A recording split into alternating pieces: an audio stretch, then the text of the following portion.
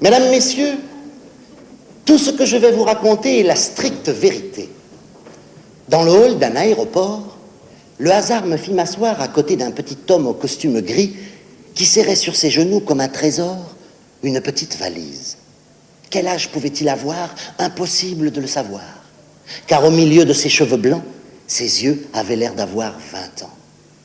Comme je lui demandais « Pardon, monsieur, quelle heure est-il » il me répondit « Oh, monsieur, il y a longtemps que je n'ai plus l'heure, et les minutes qui s'écoulent m'importent guère.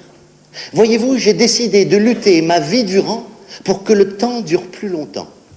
Et je veux pouvoir en profiter à chaque instant sans me demander quelle heure il est. Même les heures de la nuit, je ne veux pas les rater. Voilà pourquoi je ne dors pas depuis des années. Je profite de chaque seconde, une à une. Et quand elles ne me suffisent pas, je vais me chercher des heures dans le passé.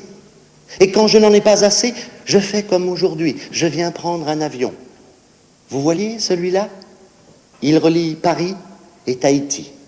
Si je pars aujourd'hui, j'arriverai hier, grâce au décalage horaire. J'aurais gagné une journée. Et comme en plus, moi, je ne dors pas, je gagnerai même une journée de plus. Vous, demain, vous aurez 24 heures de plus, moi, j'aurai 48 heures de moins. Et là-bas, je trouverai bien un autre avion qui me fera remonter le temps encore plus loin. Je fais cela depuis des années. La Terre tourne d'un côté, et moi je tourne de l'autre pour que le temps ne puisse pas me rattraper. Alors veuillez m'excuser si j'abrège ma conversation, mais je ne veux pas rater cet avion. Le petit homme au costume gris s'est levé, de loin m'a fait un signe de la main, comme pour me dire « Tu viens ?»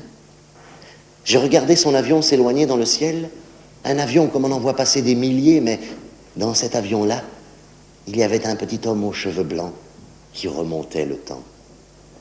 Son avion disparu, je me suis senti vieillir, de minute en minute, de seconde en seconde, pendant que là-haut, je savais qu'un homme rajeunissait de minute en minute, de seconde en seconde. Alors, en comptant chaque seconde, j'ai attendu l'avion du lendemain, et moi aussi, je suis parti.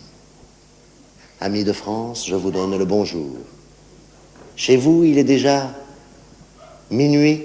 Ici, il n'est pas encore midi. Votre journée est terminée, la mienne ne fait que commencer. Quoi que vous fassiez, je serai toujours plus jeune d'une journée, à moins que je passe sous un train.